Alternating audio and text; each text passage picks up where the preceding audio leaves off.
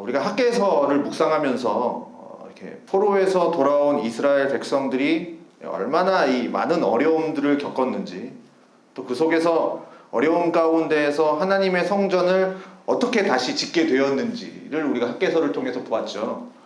자, 오늘은 이제 느헤미야서를 볼 건데요. 이제 성전은 지어졌습니다. 이제 학개 선지자를 통해서 스룹바벨을 통해서 이제 지어졌죠. 그러나 이제 아직 성전은 져졌지만 이제 성벽은 안 지어진 겁니다. 성벽을 짓지 못한 상태에서 이제 느헤미야가 사람들을 이제 이끌고 가서 예루살렘으로 와서 이제 성벽을 재건하는 이야기, 그리고 그들의 이제 삶을, 이스라엘 백성들의 삶을 이제 재건하는, 개혁하는 이야기가 이제 오늘 느헤미야서에서 이제 등장하는 느헤미야서의 내용이 되겠습니다. 자, 1절입니다. 하가랴의 아들 느헤미야의 말이라. 아닥사스다 왕 제20년 기슬루월에 내가 수상궁에 있는데 내 형제들 가운데 하나인 하나니가 두어 사람과 함께 유다에서 내게 이를 얻기로 내가 그 사로잡힘을 면하고 남아있는 유다와 예루살렘 사람들의 형편을 물은즉 그들이 내게 이르되 사로잡힘을 면하고 남아있는 자들이 그 지방 거기에서 지금 큰 환난을 당하고 능욕을 받으며 예루살렘 성은 허물어지고 성문들은 불탔다 하는지라. 이 내용을 들은 겁니다. 자, 아닥사스다 왕 20년의 일입니다. 참고로 이 학개서에 이제 고레스 칙령이 나오죠. 그래서 스룹바벨의 1차 기환이 지금 이 시대부터 이제 90년 전입니다. 90년 전이고요. 그 다음에 에스라서의 2차 귀환을 했을 때는 이 아닥사스다 왕 7년째 이제 2차 귀환을 하는 겁니다. 고레스 때 이제 1차, 그 다음에 그 스가랴 때 2차, 7년 전에, 그리고 13년 정도의 시간이 흐른 뒤에요. 이 3차 귀환, 이 느헤미야의 3차 귀환. 아닥사스다 전이 이제 누구냐면, 아닥사스다 왕 전이 누구냐면 아하수에로 왕. 그 에스더의 아하수에로 왕이고요. 그 위가 이제 학개의 다리오 왕입니다. 그 위가 이제 고레스 왕 되겠습니다. 그 위가 벨사살 왕 되겠습니다. 아시죠? 벨사살 왕, 그 바벨론의 벨사살 왕.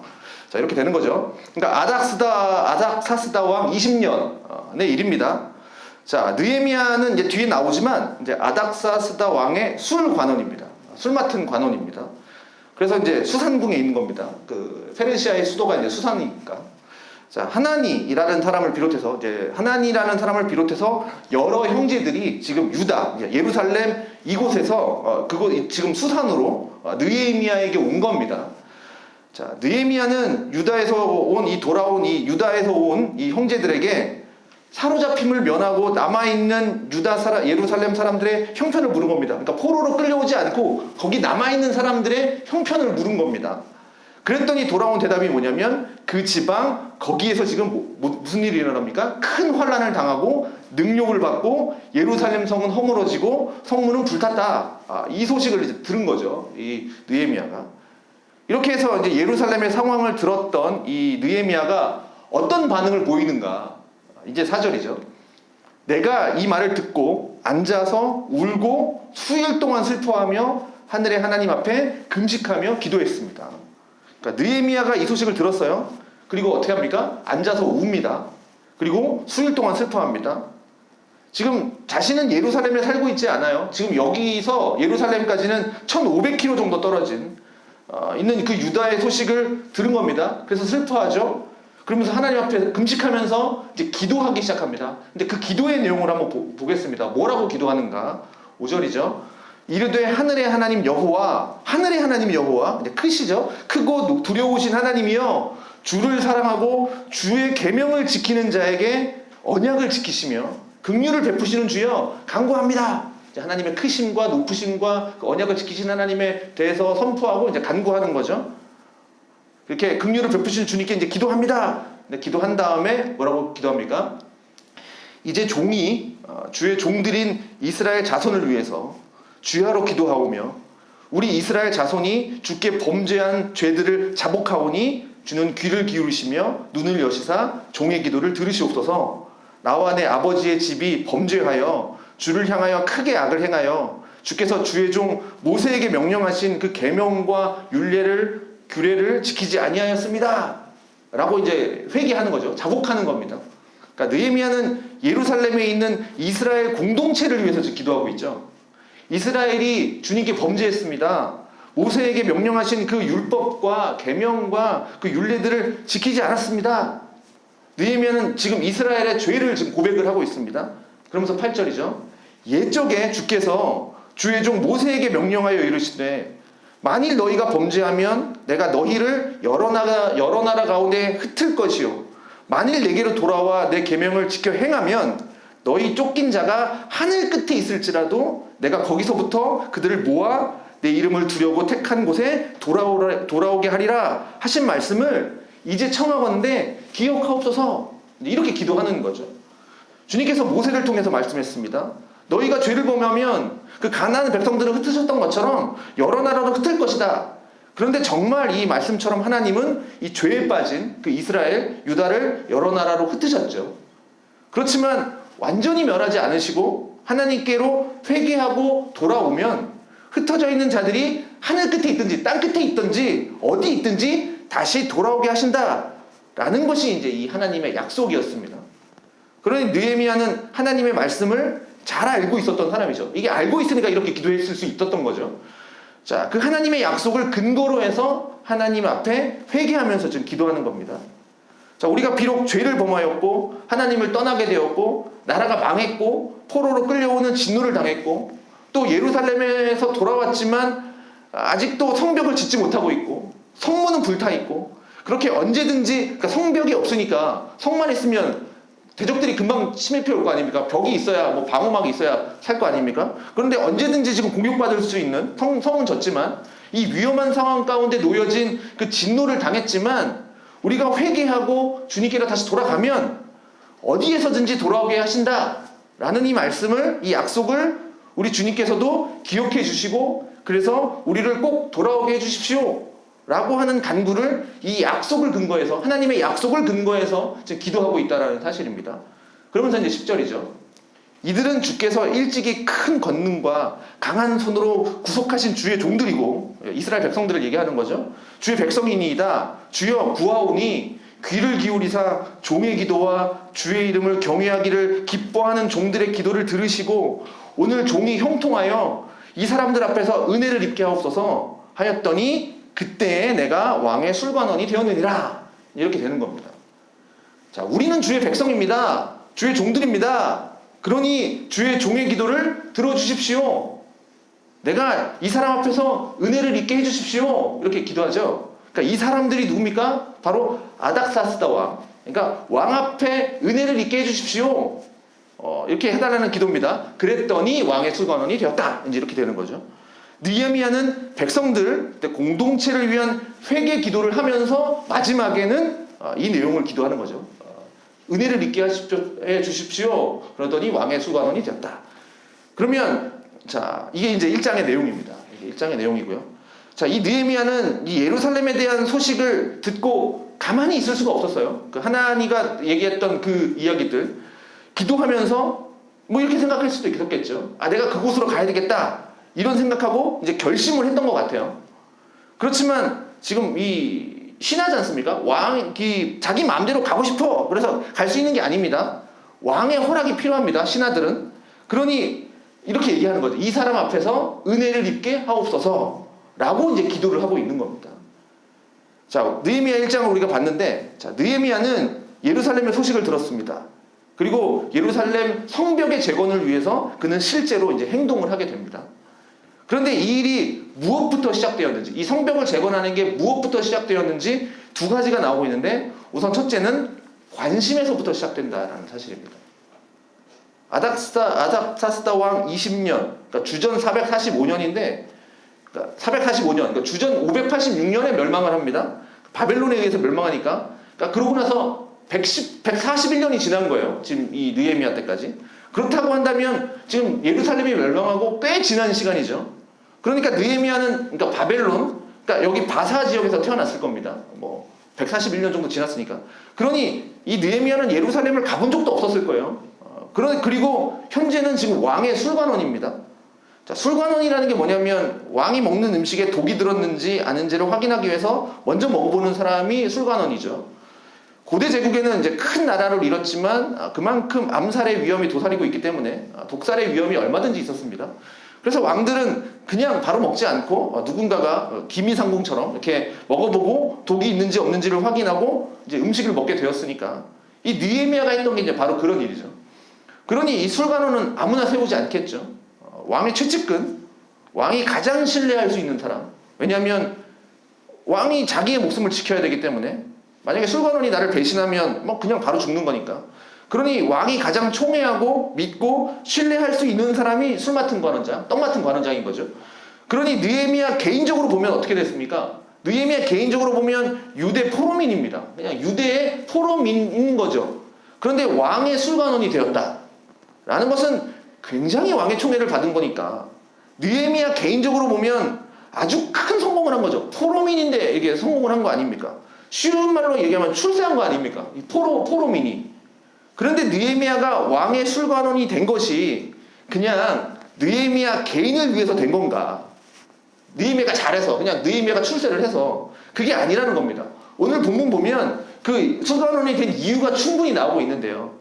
바로 느헤미야가 술관원이 된 이유가 뭐냐? 예루살렘 성벽을 재건하기 위해서. 그리고 또 남아있는 유다 백성들을 이제 이 페르시아에 남아있는 유다 백성들을 이끌고 3차 귀환을 하기 위해서 그 일을 할 수 있는 위치의 사람이 되도록 하나님은 이 느헤미야를 왕의 술관원의 자리에 세우셨다라는 겁니다. 단순히 그냥 느헤미야가 머리가 똑똑해서 된 게 아니라는 거죠. 하나님이 그곳까지 이끄셨다라는 겁니다. 그래서 에스라도 그렇고 그 앞에 보면 에스더 같은 왕후도 에스더에 나오지 않습니까? 네가 지금 왕후가 된 게 이때를 위함이 아닌가? 나오지 않습니까? 이때를 위함이 아닌가? 모르드게가 얘기하지 않습니까? 그리고 다니엘도 그렇고 이런 굵직굵직한 하나님의 역사를 이루어가는 사람들을 하나님은 그 자리에 맞게 세우시는데 개인의 노력으로 개인의 출세로 그 자리에 서지 않았다라는 겁니다. 그 사람들은. 그리고 느헤미야의 관심이 지금 어디 있냐면 자신의 출세에 있지 않아요. 자신의 안정, 자신의 명예 이런 데서 있지 않습니다.